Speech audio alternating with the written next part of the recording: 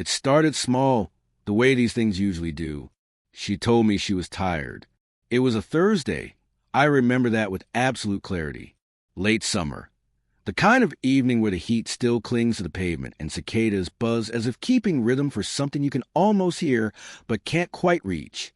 I got home around 6:30 p.m., later than usual. Work had dragged on because one of the junior associates botched a client presentation. On the way back, I picked up takeout. Thai, her favorite. But when I stepped inside, the house was dim. No music, no soft glow of candles, no glass of wine waiting on the counter like there used to be. She was upstairs, already in bed, scrolling through her phone with one leg dangling halfway over the comforter. "Hey," she said, barely glancing up. "Long day. I'm wiped. Think I'll just crash early."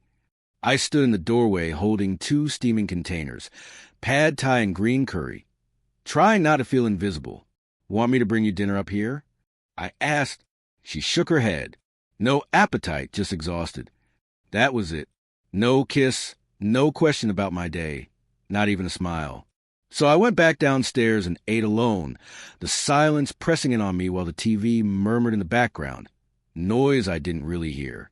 I told myself she was under pressure. Work had been brutal for her. 2, budget cuts, new management, long hours. I rationalized it, because that's what you do when you love someone. You give them space. You make excuses. You wait for the warmth to come back. Later, when I came up, she was asleep, or at least she looked like she was. I stood there a moment, watching the slow rise and fall of her back, her phone still plugged in beside her, the screen dark. There was a kind of practiced stillness to it. I should have known then. The next few days were off, though in a way easy to dismiss if you weren't paying attention. Saturday, she suddenly had energy again. She went out for brunch with Olivia from work, but it stretched into the evening. On Sunday, she said she needed me time and went to spa. When she got back, I asked if she wanted to watch a movie. She said maybe, then fell asleep on the couch 10 minutes in. No intimacy, no laughter, just a fog of distance between us. Then Monday came, the night everything shifted. We were brushing our teeth side by side, the silence thick, like 2 strangers sharing space in an airport lounge. She paused mid-rinse, looked at me through the mirror, and said, "Don't you feel like we've been off lately?" I nodded, toothbrush still in my mouth. "We should do something," she added. "Like get away. Maybe that'll help." Hope flickered through me, so sharply it almost hurt. Maybe this was her reaching for us. Maybe she wanted to fix things. "Sure," I said too quickly. "Yeah, we can plan something."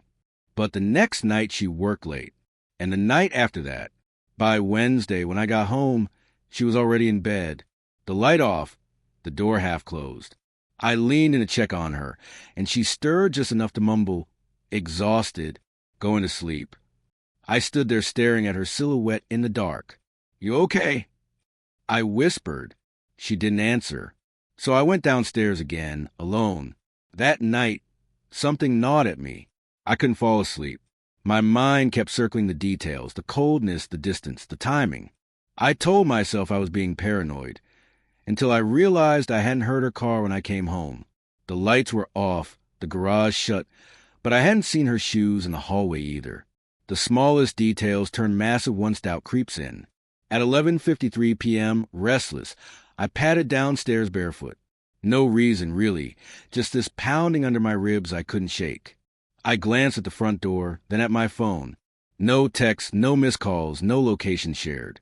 And that's when I heard it, the faint hum of an engine. I pulled back the curtain just enough to look outside.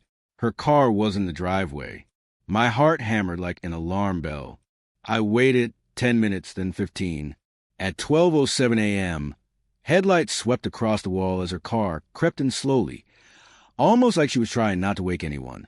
I stepped back, breath tight in my chest. I didn't want to jump to conclusions. I wanted to believe there was a simple explanation. I wanted to believe her. But my body moved before my mind caught up. I went straight to the front door, unlocked it, and pulled it open quietly. There she was, hair tousled, makeup smudged like she'd rubbed it off in a hurry. And behind her, just outside the glow of the porch light, stood a man taller than me, hood up, face shadowed. For half a second, his eyes met mine, long enough for me to know this was his first time at that door. Then he bolted. He didn't say a word, didn't look back at her, just turned and sprinted into the night. She froze in the doorway, gasping softly, as if her body couldn't decide whether to step in or retreat. "It's not what you think," she blurted, the oldest, most fragile excuse in existence.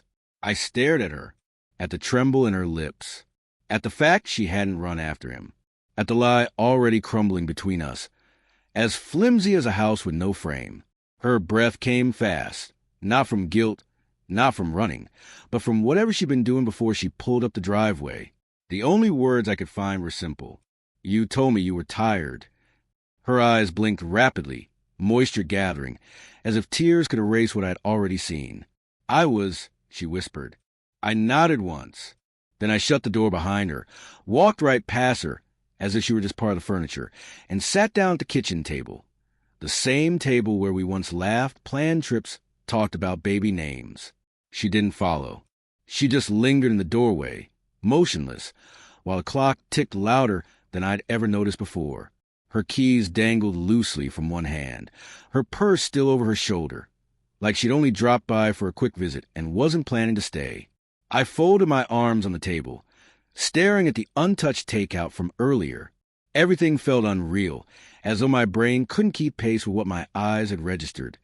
The man, the way he bolted like some reckless kid sneaking out of a stranger's home, and her looking at me as though I owed her an explanation. Finally, she set her keys down with a dull clink. "Let me explain," she said quietly, voice cautious. "Sure," I murmured. "Go ahead." I was with Olivia. My eyes locked onto hers immediately. She flinched. "You want to try that again?" I asked, my voice flat, not angry, just tired. Her gaze dropped to the floor. "Okay, I wasn't with Olivia." "Right. I just went for a drive." I tilted my head. "With someone who bolts the second he sees me?" She had no reply. "Was this the first time?" I asked. Her head jerked up. "What?" "The first time you brought someone into our home?" I gestured toward the front door. "Our house."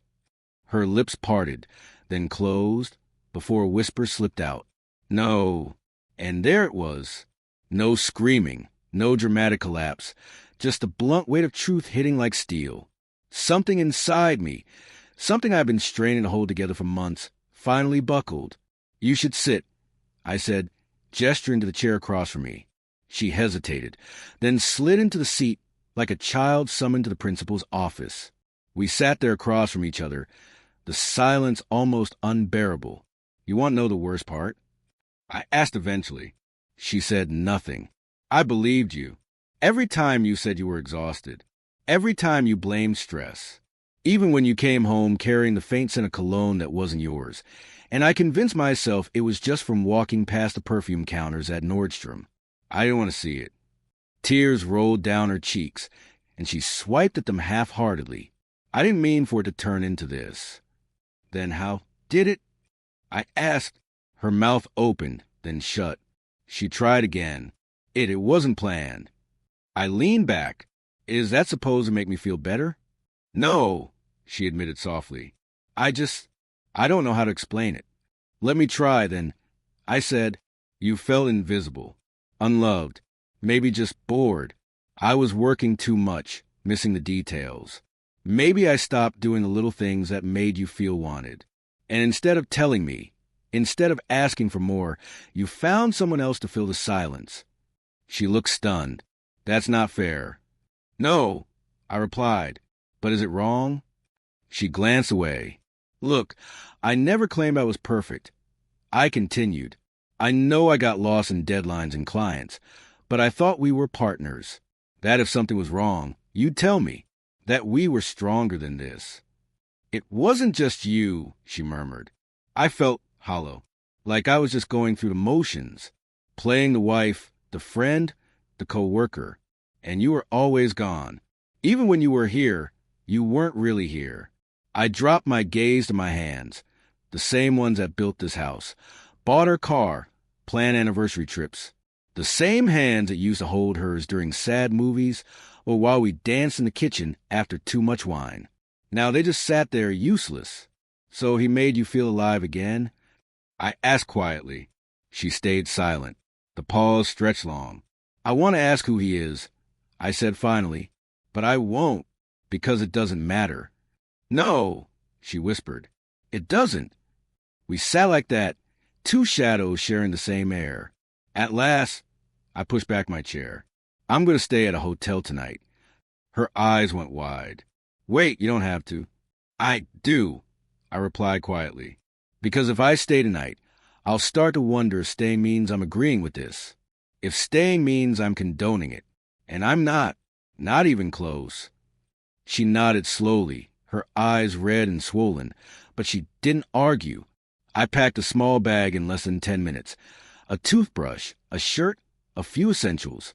When I came back down, she was still sitting at the table, her face hidden in her hands. I don't hate you, I said gently, but I don't know who you are anymore. She didn't answer. When I stepped outside, the air hit me with the kind of clarity I had been avoiding. Our home, our life together, it had been gone longer than I realized.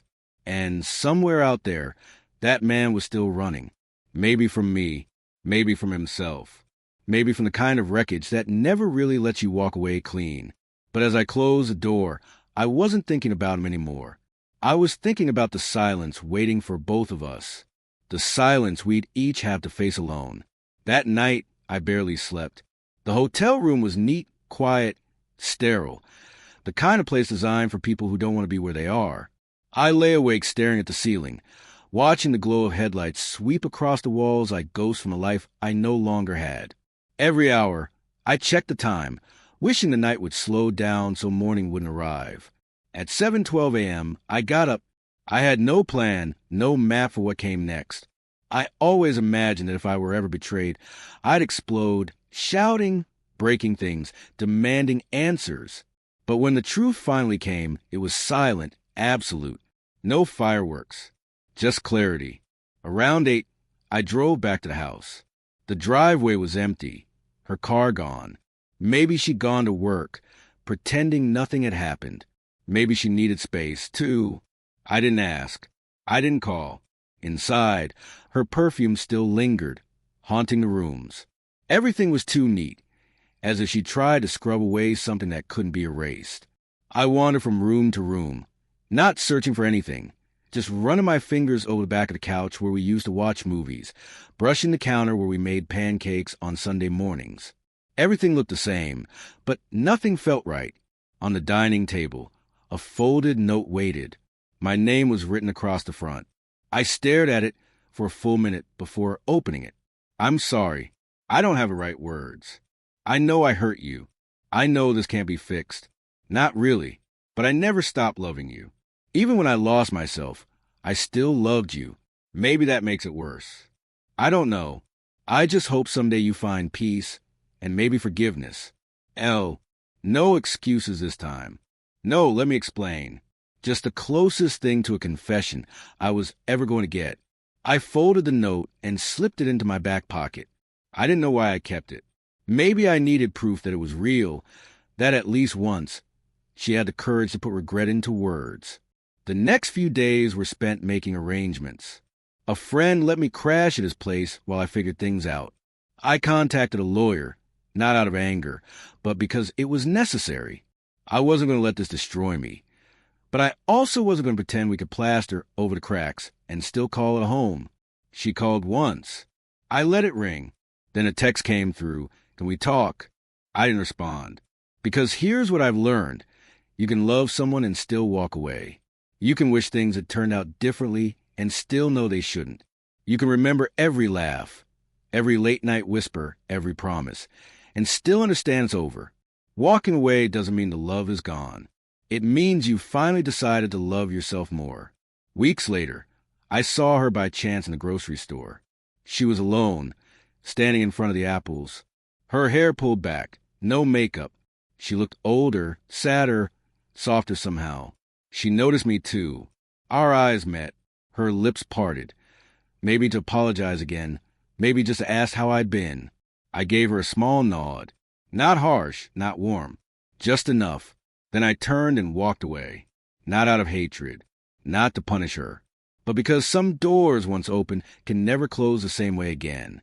And some truths, like the one I witnessed in the porch light that night, echo louder than any apology ever could. She said she was tired. She wasn't. And the man who ran, he spared me the burden of chasing a lie. He ran because he already knew what I was just beginning to accept. Our marriage had ended long before that night. The moment she brought him to our doorstep wasn't a betrayal. It was the ending.